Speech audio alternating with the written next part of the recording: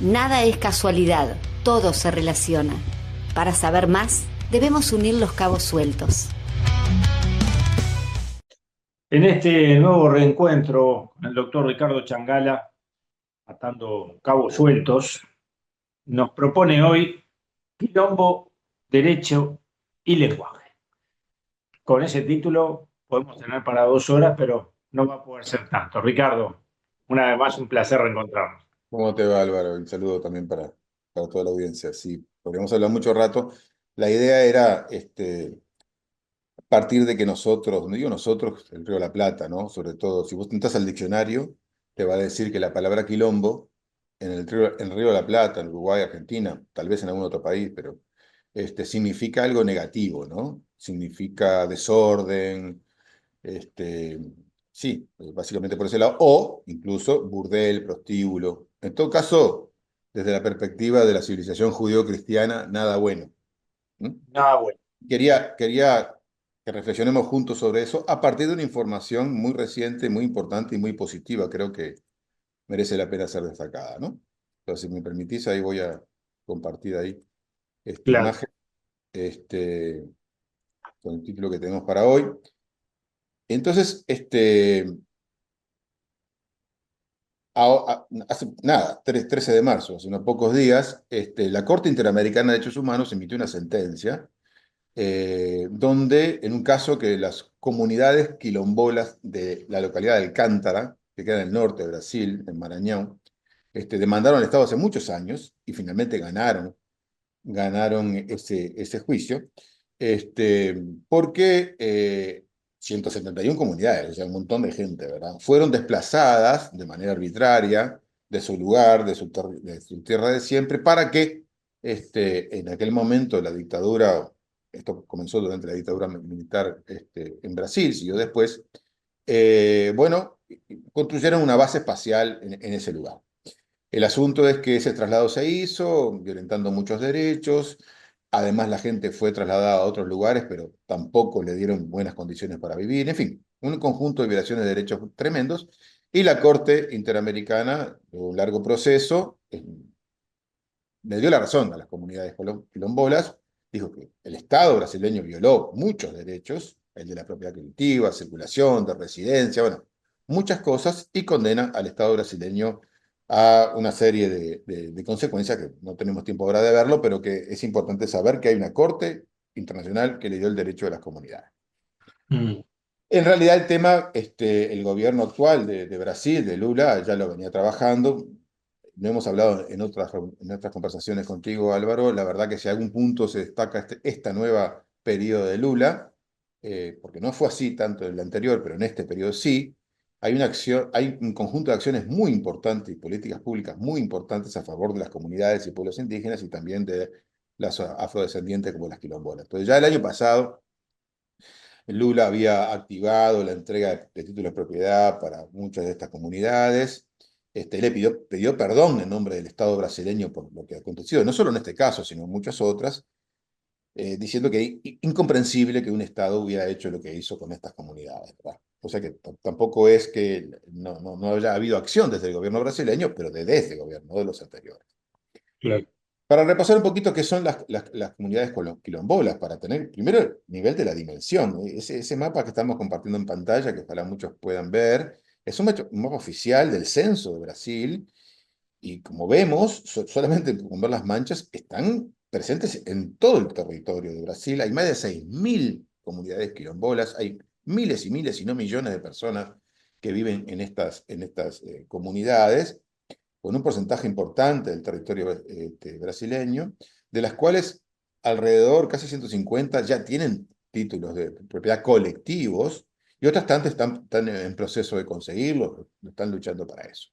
Pero además es interesante recordar qué es una comunidad quilombola. Bueno, la palabra viene de idiomas africanos. En realidad, la palabra ya existía en África, porque el quilombo en África, en esta comunidad, en estos pueblos, es el lugar de reposo del caminante, del nómade, ¿no? Y se utilizó esta expresión quilombola ¿para qué? Para identificar aquellos asentamientos de esclavos que estaban huyendo de las plantaciones, perseguidos por las horribles condiciones de trabajo y de vida que tenían, Pero también otros, porque también en los quilombos han estado presentes indígenas o mestizos, también huyendo de horribles condiciones de vida y de trabajo. Por lo tanto, tiene que ver, después que se instalaron y se fueron desarrollando con los años, hay algunos quilombos muy famosos, como el de Palmares y muchos otros, construyeron una vida, una forma de vivir en comunidad y de defensa de su cultura, de sus formas de vida, de su perspectiva, de su relación con la naturaleza, etc. De manera que, en realidad, las comunidades quilombolas tienen una historia y reflejan elementos muy positivos. Entonces, este asunto de la sentencia y lo que se dice, quisiera concluir esta brevísima presentación, comentarios, con 3 o 4 conceptos. El primero, destacar siempre el trabajo de la Corte Interamericana de Derechos Humanos, que realmente sigue haciendo una tarea tremendamente relevante pro derechos en un continente y en un mundo realmente con muchos problemas en esta temática. La Corte Interamericana sigue siendo un faro fundamental en esta temática. Segundo, esto de las comunidades quilombolas sirve también para reflexionar y comentar algo que podemos trabajar en otras conversaciones como esta más adelante, de que a veces tenemos la idea de que la relación etnia y territorio básicamente se da con los pueblos indígenas, pero también se da con muchos pueblos de origen afro que por distintas razones históricas y sociales fueron ubicándose territorialmente y esa es parte de su identidad. Eso se da en Colombia, en Honduras, bueno, varios países centroamericanos, en Ecuador y por supuesto también aquí en Brasil. Por eso también es muy importante tomar en cuenta que en el presente, además, las comunidades quilombolas tienen una enorme importancia, no solo cultural, sino muy práctica. Los datos oficiales, de los documentos oficiales en Brasil, demuestran que en los territorios donde están presentes las comunidades quilombolas, el nivel de cuidado y mantenimiento de la naturaleza es superior al resto. Es decir, que tienen una armonía con la naturaleza que también se da, igual que con los pueblos indígenas, muy importante, muy superior a lo que ocurre en otras partes del territorio. Y esto de los quilombolos, por supuesto, es una historia y presente de lucha cultural y política. Por eso, y yendo al principio, cuando se utiliza la expresión quilombo para significar algo negativo, sin darnos cuenta, sin querer seguramente, me imagino que la gran mayoría de las personas que utilizan la expresión ni siquiera saben lo que están diciendo, estamos asociando un hecho, un episodio, un aspecto históricamente positivo, con altísimos contenidos valorables en términos de la historia del continente, a un hecho negativo.